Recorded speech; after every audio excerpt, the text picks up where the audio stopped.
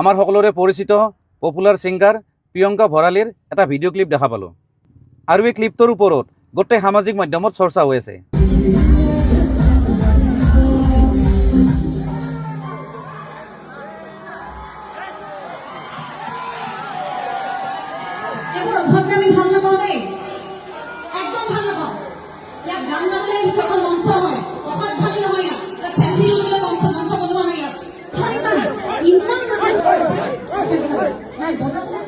কথা হ'ল কোনো ছিংগাৰৰ লগত বা আৰ্টিষ্টৰ লগত এনেকুৱা ধৰণৰ পৰিস্থিতি হোৱাটো আমি নিবিচাৰোঁ।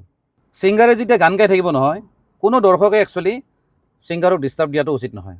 গতিকে এইটো ক্ষেত্ৰত প্ৰথম ভুল কৰিছে সেই দৰ্শকজনে।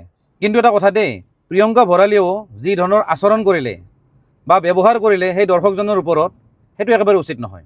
জুবিন দাই যেতিয়া মঞ্চত গান পৰিৱেশন কৰি থাকে, বহুত ল'ৰা ছোৱালীয়ে মঞ্চত উঠি আহে, জুবিন দাই কিন্তু কাকো হাক নিদিয়ে, ইভেন ছিকিউৰিটিখিনিকো কৈ দিয়ে যে নাই এওঁলোক মোৰ মানুহ। গতিকে দৰ্শকে যেনেকৈ ছিংগাৰজনক সন্মান দিব লাগে, ঠিক তেনেকৈ ছিংগাৰজনেও কিন্তু প্ৰত্যেকজন দৰ্শকক সন্মান দিয়াটো উচিত।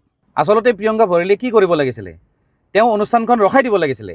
ৰখাই কমিটিৰ মানুহক ক'ব লাগিছিলে যে আপোনালোকে এনাউন্স কৰি দিয়ক যাতে কোনো দৰ্শকে গান পৰিৱেশন কৰি থকা সময়ত মঞ্চত আহি ফটো নুঠে। কমিটিয়ে এনাউন্স কৰি দিলে হয়, তাৰপিছত পৰিৱেশটো ঠাণ্ডা হৈ গ'ল হয়, এটলিষ্ট সেই ল'ৰাজনে মাৰ নাখালে হয়।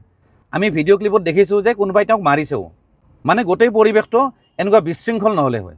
এই কথাখিনি মই যে ক'লোঁ তাৰ কাৰণটো হ'ল, মোকো বহুত জেগাৰ পৰা অনুষ্ঠান কৰিব মাতে, ময়ো বহুত জেগাত গৈ গান গাওঁ। গতিকে এনেকুৱা ধৰণৰ পৰিৱেশ ময়ো দেখা পাওঁ। কিন্তু আমি ছিংগাৰবিলাকে চব ধৰণৰ মানুহৰ লগত চলিব জানিব লাগিব। অনুষ্ঠান বুলি কওঁতে মোৰ মনত পৰিল, পৰহি মানে 7 তাৰিখে মোৰ অনুষ্ঠান আছে বন্দা চপাইডঙত। গতিকে মই সকলোকে লগ পাম, তাত গান পৰিৱেশন কৰিম, ফূৰ্তি কৰিম একেলগত। ধন্যবাদ। জয় আই অসম।